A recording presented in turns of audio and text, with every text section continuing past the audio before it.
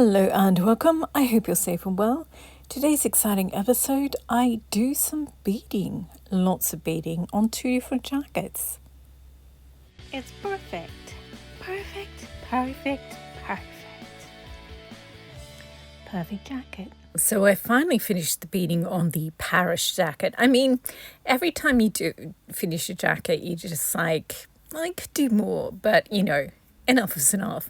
I still got some more green beads, but I do have other things I could use them on. So I think last time you saw it, it looked remarkably like this from the front, but on the back, I hadn't done some, there were some bits that I hadn't done. And I think this is me just showing you where I need to do more work. And then I go and do the work. So I just added the transparent ones. I just needed to add more to the top, just to sort of even it out a bit. And I added a few more to the middle as well. And that's pretty much all I did to this one. And oh my gosh, it looks so different. Well, I can see the difference. I just knew that it would sort of bug me. So yeah, it's lovely. And it was nice to just finish working on it. So I think if I had my time again, I definitely wouldn't put as many large blue beads on there. But I mean, if I hadn't done that, then I wouldn't have decided it needs some green beads. And if I hadn't done the bright green beads, I wouldn't have got to the point where I was like, oh, you know what? Vertical garden. So, it's sort of a journey unto itself. And for that reason, I like it. I do know that some of the fluoro green ones stick out a little more than they should and don't really go. And I'll like the sides of the front and the bits that are sort of the underarm, they could do with less big beads, but on the whole, I like it. So it just needs some lining now. It's an odd way to say it. I need to make the lining, which is essentially the same jacket, but out of lining fabric, and then hand stitch it in.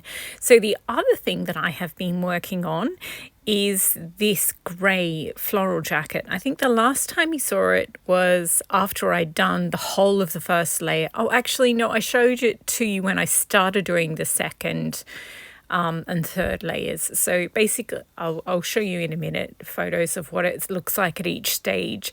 But there's sort of 4 different stages. And so now I'm going around and adding things.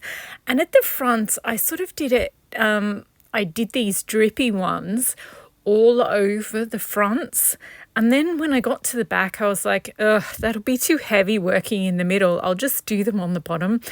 And I really like this. It looks very 1920s flapperish. And so, yeah, I don't know. There's so much work on the front. I can't really be bothered to unpick it. But yeah, so here we go. So first of all, I made the jacket, which is it's grey felt fabric. Then I did the first layer, which is just 3 different types of beads, because I had 5 types of beads, but 3 of them I had loads. And then I did the canopy, which is basically you just put more beads in it. And then I did the overlay ones, which sort of hang down and they're drippy. And ooh, they're so pretty.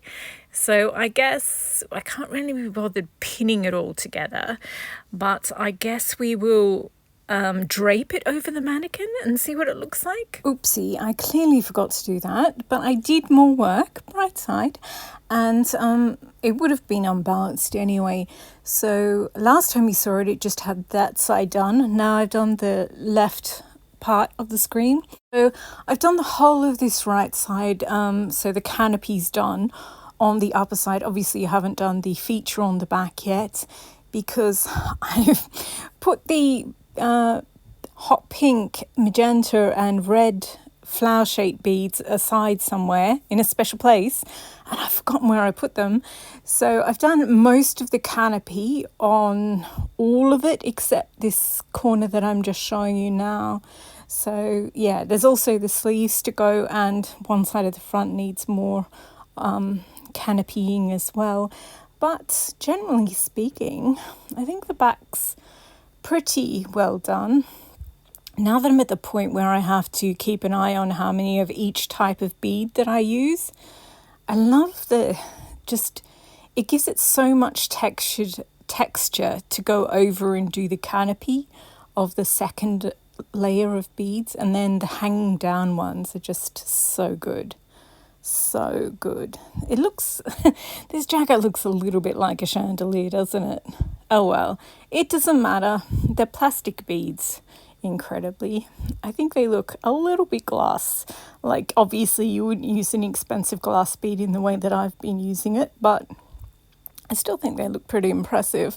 And I've set aside some, so this is me showing you that I've got these opaque grey beads hanging down on, doing the wisteria thing on that one, as well as some bugle beads in that steel grey, but it looks black because it's so much darker than the other grey beads.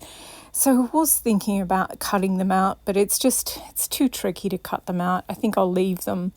It gives the other beads a little definition, so you can see one side is definitely more wild than the other side. It's got some canopy and some of those wisteria stringy bits hanging down. So I definitely have to even them out. And I think I like the way I canopied the back more than I did the front. The front is big tufts and bunches, and you can clearly see some areas of felt, whereas the back is much more manicured and organized in its canopy layer. So I think on future jackets I'll keep that in mind. That look is one that I prefer. So this is me just pointing out that these chandelier bits on the back, I divide the chandelier-esque beads into 6 jars. So front left, front right, left sleeve, right sleeve, back left and back right. So I still got 4 jars to go. And yeah, I think I'll use most of them on the bottom and then a few along the center front and around the neckline as well. So I've added some extra into the front too, and crystal cut glass beads that I'm also using an extra strand of them as the necklace currently. So yeah, I'll be using them as chandelier beads around the front, and yeah, I think it's going to look good. So I also have these big round beads. They're also crystal cut or glass cut, and they look like disco balls. They're so amazing. I want to use more of them and hang them down like disco balls, but these ones here, but I don't know. I think they're too heavy because they're solid glass. So maybe I'll save them for something else, but they are spectacular. So this is what I have left. I have used an impressive amount of beads, but we are getting to the business end. So I had so many of these first flowers, and these middle ones, it's so good that they're shiny because the contrast makes the whole thing more interesting. And I call them the center of a cherry blossom. And these ones, they're sort of a little bit brownish, a little bit grey. When you see them by themselves, they look grey. Anyway, I've got loads of them left, so I'll be using them a lot on the sleeves. These are the disco ball ones. They are amazing, but very heavy. And these are the special flowers. I did have a 5th type of flower, but I only had a handful of them, and I've already used them. So I'll point them out when I remember, when I find one in the actual jacket. And then those are the opaque glass grey beads, which are the wisteria ones on the front, and maybe if I have time, some on the back. And these beads, they're transparent with a finish on them. And oh my goodness, the bag that I bought is, I don't know, I guess they sent me a faulty one. Oh, so like at least a third of the beads, the glass, like you can't put your needle through it and you have to throw it out. It's so annoying. This is me pointing out the expensive beads, which I used as the anchor bead on the bugle beads, but I don't think I'll use any more of them. I'll save them for something else. Ditto with the grape ones. I think I'll save them for, I've got this jacket that I made out of a floral print in sage and mauve and purple. I think they'll look beautiful on that one. So I'm going to use all these beads, also one of the jars of the chandelier beads. I'll tip them out into this tray in a moment. And also here are my 4 remaining jars. So I'll tip one of these out and get going. Oh, so much work yet to do. But these beads are so much fun to work with. They are gorgeous. I wasn't sure about using the mauve ones of these teardrop plastic ones, but I'll show you the back again now that you know that there's grey and mauve ones in there. If you know that there's mauve ones in there, you can pick them out. But I think they look pretty greyish and they blend really well. Perhaps because the flowers, the grey flowers, are so many different shades of grey. I think I was worried about it, but I think they're pretty good. So I quickly went and filmed the jacket again, and here we go. These are the elusive 5th flower. They're just a little bit bigger and they're matte, not shiny. So there's only a few of them. I don't like them. I like the shiny snowflake looking ones. I think they're fabulous, but I also like all of them in combination. So it is time to go do more work. I will be back once I've done a substantial amount more of the beading. Okay, so I did a few more hours beading, and I'm not sure. I added the chandelier sort of bit to the front right side, and I'm not sure I like it. And I've still got loads of this side is still rather patchy. So I'll do a little bit more, and I'm undecided at the moment. I think I made them all too much the same level, whereas on the back there's a slight discrepancy. They're sort of staggered slightly, whereas this one I sort of did them all the same height, which is kind of annoying. I was too busy counting out which ones go on which side in my head and not focusing on their actual doing. And I still had loads more of this side to do, so I decided to do that instead of taking it all off and redoing them. So then I did a few more hours beading, and they're 2 on the same level, and I don't know. I'll do both sides and then I'll see from there. But I'm also thinking that they're having the teardrop things hanging down from their sleeves might be annoying. So I could actually put more of, instead of putting them on the sleeves, I could put them on the front. Oh, I don't know.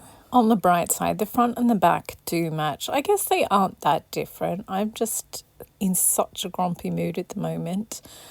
But yeah, so I think I'll just do the other side and then see how I feel about it. I'm also running out of flowers, and I think I had a sample bag of grey flowers somewhere in a different box of beads, but there are so many boxes of beads that, I mean, I have to go hunting for the red, hot pink, magenta ones for the back design feature on the back. So perhaps I should just do that, and then I'll do the other side, then go searching. And I still have all the jackets to film as well. Honestly, it was such a mistake to get all the jackets out. It looks like I'm hurriedly trying to pack for somewhere. But anyway, so yes, they're still waiting to be filmed impatiently. There are storage boxes, cardboard boxes, and bits of stacks of clothing hanging around, because I still haven't filmed everything I made in September, October, November and December either. So yes, I'm totally disorganized at the moment. Anyway, so that's what I've been doing. I didn't add any more to the back. It's just as it was earlier on in the video, but I quite like it. So yes, I will do more beading, but the next thing you probably see will perhaps either be me doing a mock-up or another collections video of all the brown jackets. And that is it for this video. Thank you very much for watching. I hope your beading and sewing adventures are going better than mine. Oh, I have done a lot of beading. I'm just not happy with it in this particular moment. I will probably like it well enough again tomorrow. Anyway, thanks again for watching and happy sewing and beading.